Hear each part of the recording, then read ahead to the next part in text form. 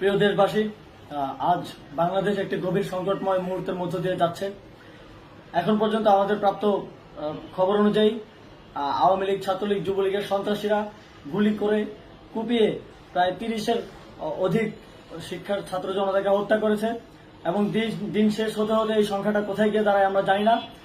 এরই প্রেক্ষিতে আমরা একটি সিদ্ধান্ত নিয়েছি। আমাদের একটি জরুরি সিদ্ধান্ত মোতাবেক আমাদের যে 6 তারিখের যে লং মার্চ টু ঢাকা কর্মসূচি ছিল সেটাকে আমরা একদিন এগিয়ে নিয়ে এসেছি। অর্থাৎ আগামীকাল 5ই অগস্ট সারা দেশের মুক্তিকামী জনতাকে ঢাকার উদ্দেশ্যে রওনা হওয়ার জন্য আমরা আহ্বান জানাচ্ছি। যারা পারবেন, যাদের পক্ষে সম্ভব হবে, আজ রাতেই আপনারা ঢাকার উদ্দেশ্যে রওনা হয়ে যান। আমরা আগামীকাল সারা দেশের মুক্তিকামী জনতাকে ঢাকায় আসার আহ্বান জানাচ্ছি। বিশেষ করে ঢাকার আশেপাশের যে জেলাগুলো আছে, আপনারা দায়িত্ব নিয়ে মসজিদের মাইকে ঘোষণা দিয়ে যাদেরকে পাবেন সবাইকে নিয়ে ঢাকার উদ্দেশ্যে রওনা হন। এই লড়াই আমাদের জন্য একটি চূড়ান্ত লড়াই।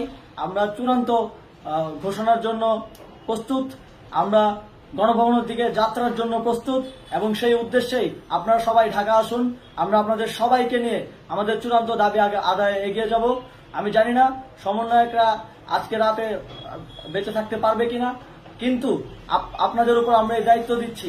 আপনারা সবাই নিজ দায়িত্বে ঢাকায় আসবেন আগামীকাল এবং পরশু পরিস্থিতি বিবেচনা করে পরশু গণভবনের দিকে 4 দিক থেকে আমরা রওনা হব।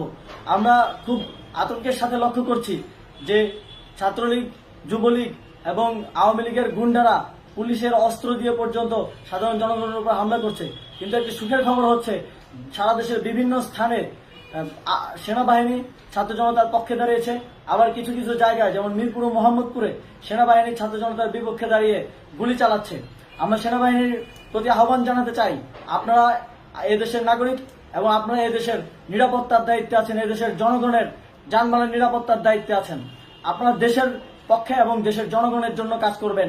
কোনো খুনি সরকারের জন্য, কোনো খুনি রাজনৈতিক দলের জন্য কাজ করবেন না। এটি এদেশের জনগণ আপনাদের থেকে প্রত্যাশা করে।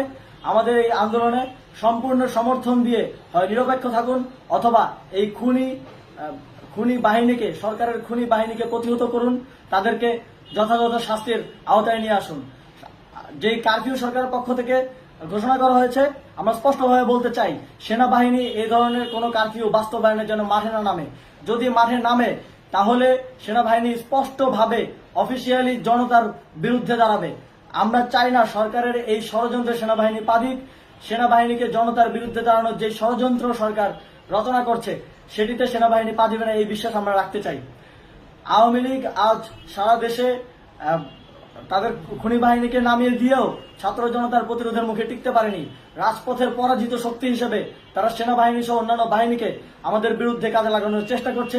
এই চেষ্টাকে, এই ষড়যন্ত্রকে ব্যর্থ করতে হবে এবং আগামীকাল সারা দেশে মসজিদে মসজিদে ঘোষণা দিয়ে ঢাকার উদ্দেশ্যে আপনারা রওনা হন। প্রত্যেকটি পরিবার থেকে অন্ততপক্ষে একজনকে ঢাকার উদ্দেশ্যে রওনা করে দিন, এই ইতিহাসের সাক্ষী হতে, একটি নতুন বাংলাদেশের অভ্যুদয় ঘটানোর একজন কর্মী হতে। ধন্যবাদ সকলকে। কারো কাছে স্বপ্ন পূরণ, কারো আনন্দের উপলক্ষ, আবার কারো জীবন পাল্টে দেওয়ার মুহূর্ত, কখনো জীবন বাঁচাতে সর্বোচ্চ গতিতে উড়ে চলা, কারো আবেগের শেষ মুহূর্ত, আপনজনের শেষ বিদায়ে সামিল হওয়া, এমন সব ইচ্ছে পূরণে সর্বনিম্ন ভাড়ায় দ্রুতগতির বাহন প্রবাসীর হেলিকপ্টার। আপনার প্রয়োজনে যোগাযোগ করুন আমাদের হটলাইনে।